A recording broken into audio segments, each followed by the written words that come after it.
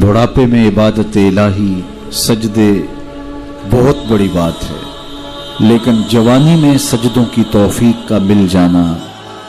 آنکھوں میں آنسوؤں کا نور نصیب ہو جانا،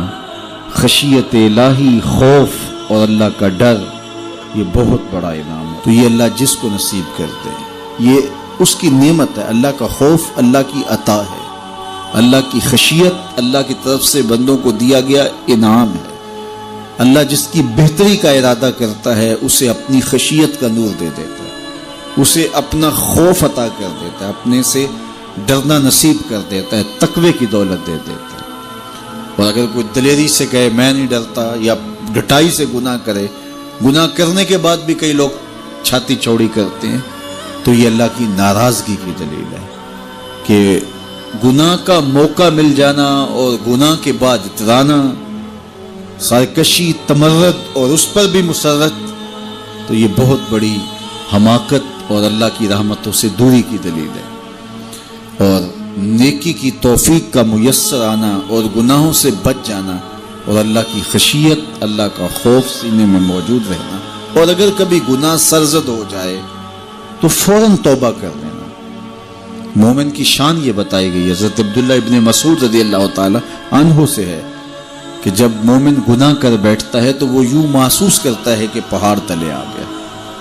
اس کے اوپر یوں ایک بوجھ لگتا ہے، جلدی جلدی تلافی کرتا ہے، توبہ کرتا ہے، رجوع اللہ کرتا ہے تاکہ مجھے معافی مل جائے۔ اور منافق کی مثال یہ ہے، گناہ کرنے کے بعد یوں محسوس کرتا ہے بدن پہ مکھی بیٹھی تھی، ہلکے اشارے سے اڑا دی۔ اور دن میں کتنی مرتبہ مکھیاں اڑاتا ہے ایک آدمی، سویر سے شام تک، شام کو سے شمار اور یاد بھی نہیں ہوتا کہ کتنی مرتبہ یہ عمل میں نے کیا ہے۔ تو میں اور آپ اپنے آپ کو دیکھ سکتے ہیں، یہاں بیٹھے اپنے ضمیر میں اتر کے جھانک سکتے ہیں کہ ہم کھڑے کہاں ہیں۔ ہم سے کبھی کوئی گناہ سرزد ہو جائے تو کیا ہماری یہ کیفیت ہوتی ہے کہ ہمیں یوں لگے کہ جس طرح پہاڑ تلے آ گئے ہیں، یا ایسے کہ ہم سے گناہ ہو جائے تو ہم یوں محسوس کرتے ہیں کہ کچھ بھی نہیں ہوا، جس طرح ہلکے اشارے سے مکھی اڑا دی، بس ایسے ہوتا ہے؟ میں اور آپ اپنے آپ کو اپنے ضمیر کی عدالت میں کھڑا کر کے دیکھ سکتے ہیں کہ ہم کھڑے کہاں ہیں۔ کہیں منافقانہ روش ہمارے طرز زندگی میں تو نہیں،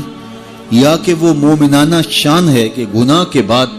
پہاڑ تلے آ جانے کی کیفیت محسوس کرتے ہیں اور جلدی جلدی تلافی کرنے کی کوشش کرتے ہیں، بے چین ہوتے ہیں، آنکھوں سے آنسو نہیں تھمتے اور رجوع اللہ کرتے ہیں، طبیعت میں ایک ہیجان، بے تابی اور پچھتاوے کی سی کیفیت ہوتی ہے، ہم سے یہ ہو کیا گیا، ہمارا رب ناراض ہو گیا۔ تو میں اور آپ